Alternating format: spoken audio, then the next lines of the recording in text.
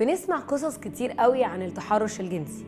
يمكن فينا ناس سمعت عن التحرش الجنسي من ناس بعيدة عنها، وفينا ناس سمعت عن التحرش الجنسي من ناس قريبة ليها، وفينا ناس بتحكي عن إساءات جنسية تمت ليهم هم بالفعل. وصورة من صور الاعتداء الجنسي ممكن يكون النظرات.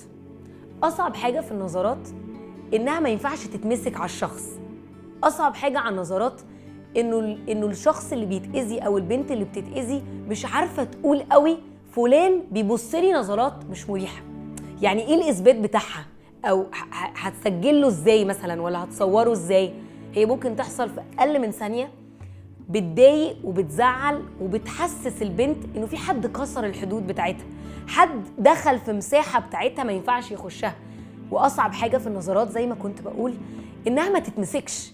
يمكن لو كلمة حد سمعها، يمكن لو لمسة حد شافها، لكن نظرة صعبة قوي قوي تتمسك. مش هنسى مرة كنت بدي تدريب لبنات في 6 ابتدائي عن النظرات، عن إنه إزاي ممكن حد يبص لنا نظرات ما تكونش مريحة. طبعا السن ده بيكون صعب قوي إنه يوصف الحاجة. طبعا سهل عليه قوي إنه يقول أنا مش مرتاحة لفلان، مش عايزة أروح المكان ده تاني، مش عايزة أتعامل مع فلان ده تاني. بس مش عارفه تقول بيبصلي بصات بتضايقني. ممكن تقول بيبصلي بصات بتضايقني، بس تفضل هي مش عارفه تقول ده بيحصل ازاي. بعد ما خلصت الندوه جت بنت وقالت لي عايزه اقول لك حاجه، في فرد عندنا في العيله عمره ما بطل يلمسني بعينيه. استغربت الجمله قوي، سالتها قصدك ايه؟ قالت لي هو عمره ما لمسني وعمره ما لمس جسمي، بس في كل مره بيبصلي انا بحس انه بيلمسني.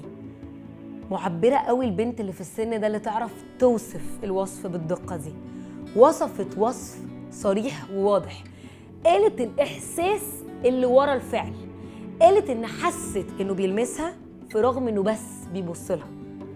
البنت ديت عرفت تتكلم وعرفت تحكي وعرفت تقول، مش بس ليا، كمان لأهلها، وأهلها خدوا موقف وما سكتوش. عارفة إنه أصعب تحدي علينا إن إحنا نتكلم ونعبر. ليه؟ غالباً ما تعلمناش وما تعودناش وما تربناش ان احنا نعمل كده، اني اعبر عن حاجه مضايقاني لو بتحصل، وانه عندي المساحه اني اتكلم. عايزه اشجعك النهارده تتكلمي وتصدقي لو في حد بيبصلك بصات مش مريحه، حقك تعبري عن ده وحقك كمان تحكي.